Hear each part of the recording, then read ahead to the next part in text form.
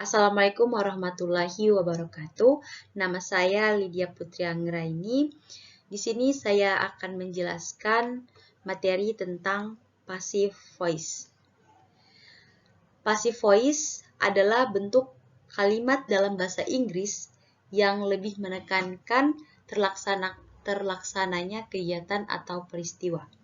Dalam pelajaran grammar and structure, passive voice dibentuk dengan cara memindahkan posisi subjek menempati objek dan begitu sebaliknya. Nah, dapat kita lihat bahwa menempatkan subjek pada bagian objek dan menempatkan objek pada bagian subjek. Nah, dapat kita lihat bahwa ketika suatu kalimat yang tadinya subjek,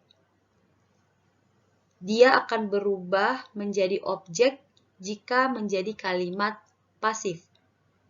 Nah, ini saya akan memberikan sebuah contoh, tapi sebelum itu saya akan menampilkan rumus dari tenses yang akan memudahkan kalian untuk lebih mudah mempelajari passive voice. Nah, ini ada saya mengambil contoh simple present. Rumus dari kalimat aktif yaitu subject plus verb 1. Ketika dia menjadi kalimat pasif, maka rumusnya akan berubah, yaitu subject plus to be plus verb 3. Nah, saya akan menampilkan contoh agar lebih memudahkan kalian memahami passive voice. Nah, di sini saya mengambil contoh present continuous tense. Dapat kita lihat bahwa kalimat aktif dari present continuous tense itu dia menggunakan rumus subject plus to be plus verb ing. Nah, kita lihat kalimat ini. Haris is waiting for the package. Nah, Haris merupakan subjek, is merupakan to be, dan waiting merupakan verb ing. Sedangkan the package merupakan objek. Nah, ketika kalimat ini menjadi kalimat pasif, maka rumus yang digunakan juga akan berbeda. Kita lihat rumusnya menjadi subject plus to be plus being plus verb 3.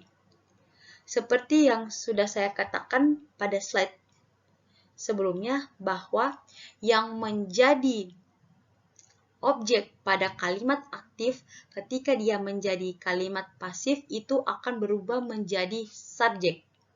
Nah, kita lihat bahwa the package yang tadinya berada di akhir kalimat pada kalimat aktif atau merupakan objek, ketika dia menjadi kalimat pasif itu menjadi subjek. Nah, contohnya, the package is being waited by Haris. Nah, di sini kita lihat bahwa Haris yang tadinya menjadi subjek pada kalimat aktif, dia sudah menjadi objek pada kalimat pasif. Nah, untuk subjek dari kalimat aktif sudah bukan lagi Haris, tapi melainkan sudah menjadi the package. Nah, sebagaimana telah dijelaskan pada slide sebelumnya bahwa yang menjadi objek pada kalimat aktif akan menjadi subjek pada kalimat pasif. Nah, untuk to be di sini kita masih menggunakan to be, am, is, are.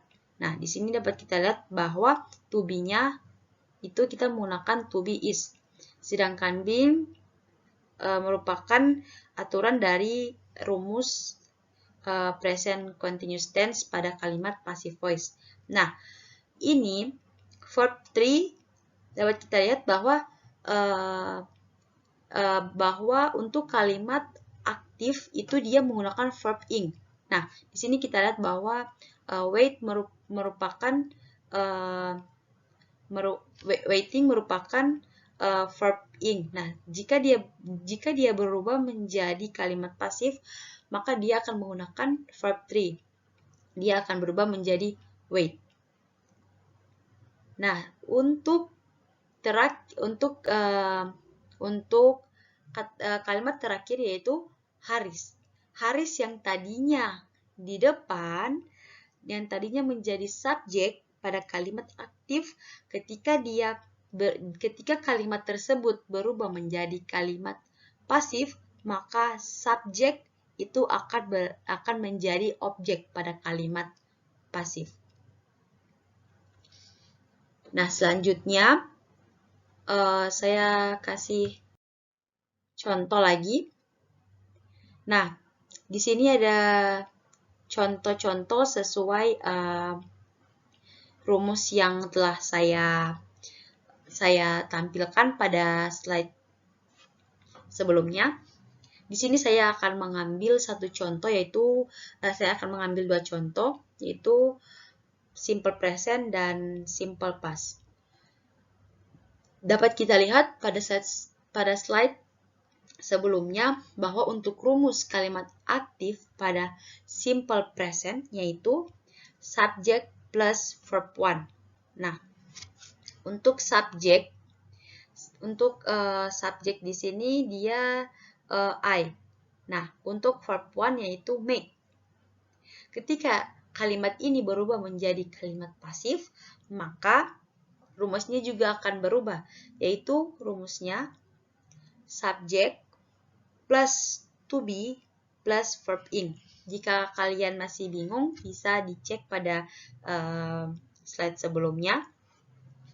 Nah, seperti yang saya katakan pada slide sebelumnya bahwa yang menjadi objek pada kalimat aktif itu akan menjadi subjek jika dia menjadi kalimat pasif. Nah, kita lihat bahwa cake di sini pada kalimat aktif dia merupakan objek. Sedangkan di passive voice dia menjadi subjek. Sesuai rumus pada simple present yaitu subject plus to be plus verb 3. Nah, untuk subjek dari kalimat pasif yaitu a cake. Sedangkan to be-nya kita menggunakan to be is. Nah, untuk verb 3 dari make yaitu made. Nah, jadi untuk verb dari kalimat pasif simple present itu kita sudah menggunakan verb 3. Nah, contoh berikut adalah simple past. Nah, sebagaimana telah tertulis pada rumus yang telah saya tampilkan sebelumnya, bahwa rumus dari kalimat aktif simple past yaitu subject plus verb 2. Untuk verb 2 dari make yaitu made, sama kayak verb 3. Nah, kita lihat di sebelahnya ada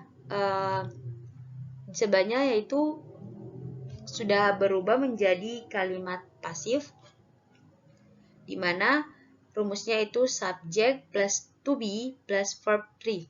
Nah, to to be untuk simple past itu berbeda dengan simple present. Nah, untuk to be dari simple past yaitu was and were. Nah, di sini kita menggunakan to be was. Dia sama kayak simple present, di mana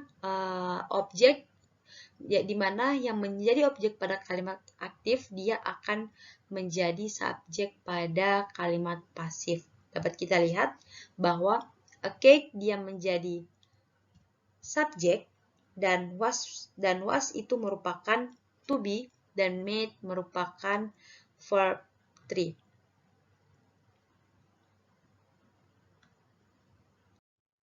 Oke, sekian penjelasan dari saya.